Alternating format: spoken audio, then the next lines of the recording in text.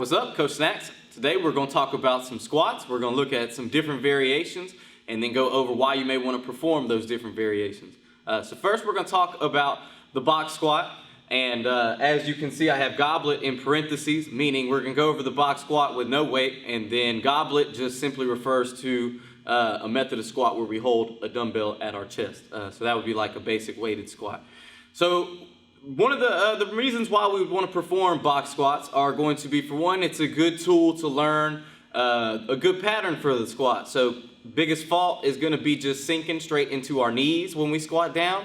That can start to wreak havoc on people's knees, and a lot of time is easily fixed by just basically reteaching the squat and learning how to sit back into your hamstrings and into your glutes and your hips. So the box squat is good because it gives you that stimulus to sit to, and you don't have to just find space in the air with your butt. You have that seat to go to, you find the spot, and you stand up. Moving on to front squats. So front squats are just going to be a way to really change up the stimulus and to load weight onto the bar. So front squat is meaning we're going to hold the weight in a position up here or on our shoulders and our chest. More than likely, probably can't go as heavy with this variation because it does tend to be tougher than like the traditional back squat, which we'll get to in a second. But it can just be a different style of squat to throw in the rotation. If you want to focus on more quads and work on, maybe it's just specific to you in general where you have to hold stuff in the front of your body. So it would behoove you to learn how to do it like that. And then finally, we have the most common, which is the back squat, where we're gonna load up a barbell and place it on our back. This is probably the most common because it just seems to be the easiest. It can be done correctly or incorrectly, however you want to look at it.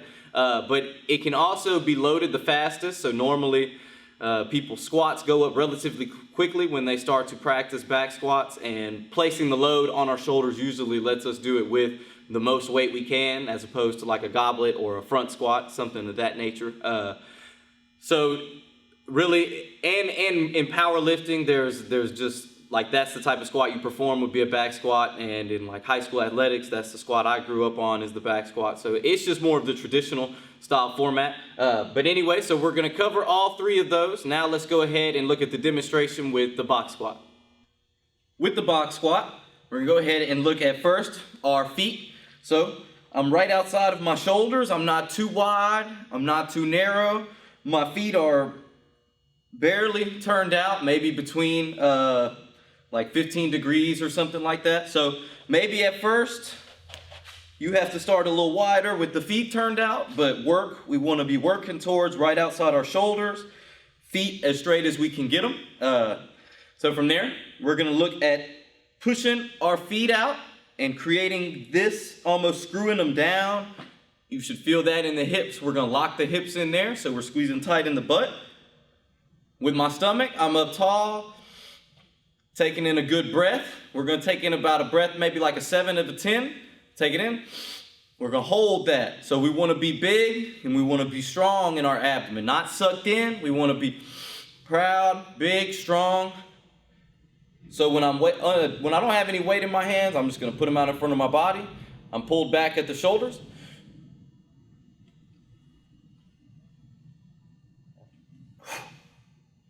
Just like so. So to run through that again, our little checklist. First, we're with our feet. I'm pushed out, tight in the butt, up tall with the stomach. I'm braced nice and tight. Got my breath. Shoulders are pulled back, arms out.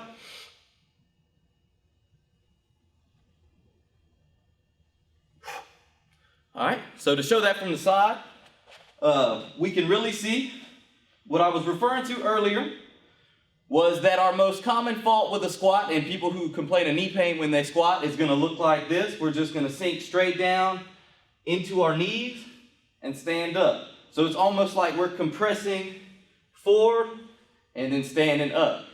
Ultimately, we want our hips to open and we want our torso to be pulled down between our hips and then stand up. So to see it from the side, we can see more of what our first motion in a squat should be, which is a hinge at the hips. So we want to really think of driving our hamstrings backwards, and then we open our legs and we sit down. All right, so to go through that again, I'm pushed out at the feet. I'm up tall, hips tight, stomach tight.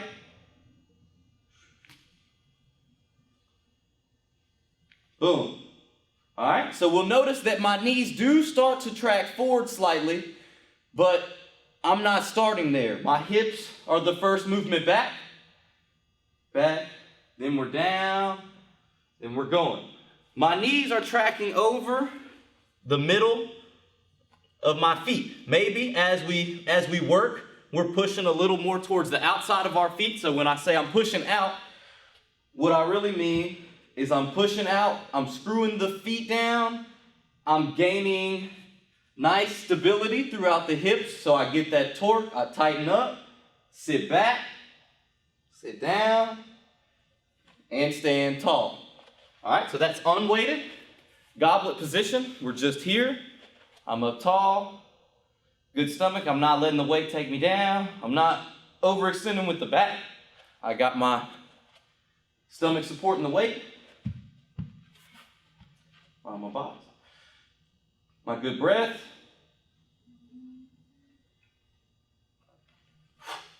All the way up. So goblet squats, very easy variation, very common variation. It can be done with the box or without the box. Standing tall, either or. However, just combined, we would just call it a goblet box squat. All right, so there's the box squat. Let's go ahead and check out our front squats. To get in position for front squat, we're gonna look at our hands. So we want to find them right outside the shoulders. This position may be fairly uncomfortable. It doesn't have to be done like this. We can also hold here as opposed to here. But for now, we're only gonna talk about this position. Arms crossed is okay. It's just you kind of losing support in the upper body because the weight is just balancing on your shoulders. So as long as you stay tight, stay focused, that's okay. But just to be safe, let's go ahead and make sure we're doing the forearms up. So I'm gonna grab right outside my shoulders. Always when we're unracking a squat from the rack, especially as we start to get heavier, we need to be more mindful of our approach to the bar and make sure it's almost like the top half of a squat. So I should just be in position as if I were squatting the bar. Stand up. Ultimately, we want to minimize our steps that we're taking with the bar, but for demo purposes, obviously I'm gonna have to take a few more. So I'm here. The same cues will apply that we just did with our box squat. My feet are pushed out. My butt is tight, my stomach is tall and braced, and my chest and shoulders are supporting my weight here. So with that, I'm gonna go ahead, hit my hinge back.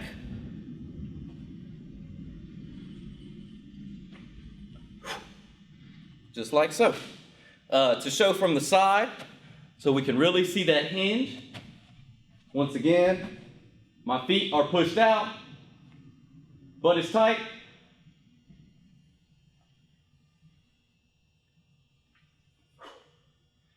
Just like so. Next, looking at the back squat, we're gonna go ahead, talk about some of the same things. When we're unracking from the bar, we're gonna get up underneath it. We're referring to what's known as high bar squat today. If you don't know what that is, don't worry about it. Just put the bar where it feels comfortable on your traps. Hands wherever we feel comfortable. So not super tight, not super wide, probably somewhere in the middle. I'm wrapped around, got a decent grip on it. I'm gonna go ahead and get tight. And we would stand up from there. I'm gonna demonstrate that from the back, how it would look.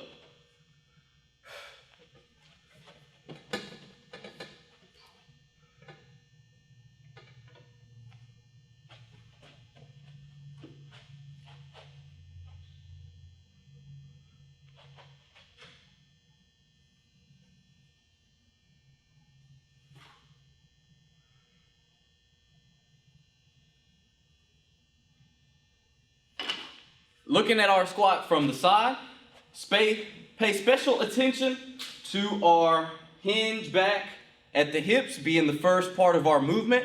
And then as I hinge back, I'll begin to open and push my knees out. Really, that's that torque generated by my feet being pushed out. So just kind of to reiterate what we touched on with our box squat, same thing is going to apply as we press up into even just a back squat.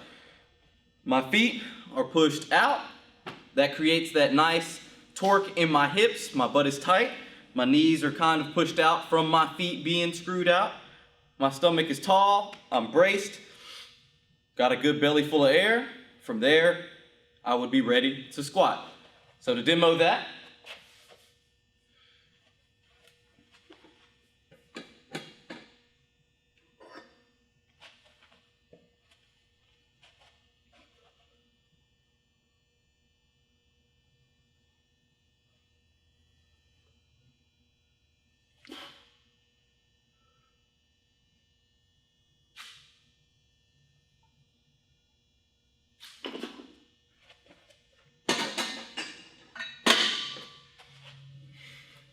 if you're lifting heavy weight, probably a good idea to have a spotter. But if not, make sure maybe you have pins in the thing. Just be careful lifting heavy weight. Don't want to get into a bad situation. So today we covered squats and some of the common variations, being the box squat, which is good for relearning how to use the hips and sit back. Covered the front squat, which is going to be good for learning how to squat with a load placed on the front of your body. And then we covered the back squat, which is where most people probably find that they can lift the most weight. So we didn't really address depth in this video. However, it's important to note that you should go as far as you feel comfortable going, for one, without pain, and for two, where your form doesn't degrade. So follow the tips of this video, and as long as you feel yourself in good form, then go to that depth. If you feel yourself starting to break down, stop there and stand up tall. There's no use in going any lower at that point. So even with a box squat, for example, maybe you start at a 20-inch, 24-inch box and you work your way down. It can happen fairly quickly, just with a little bit of practice, and you'll see rapid improvement there. So hopefully with the tips and help of this video, your squats will now be on fleek. Thanks for watching the video. Hit like and subscribe. Check us out on Facebook and Instagram. If you haven't, hit up the website csworkout.com for a personal touch on online training.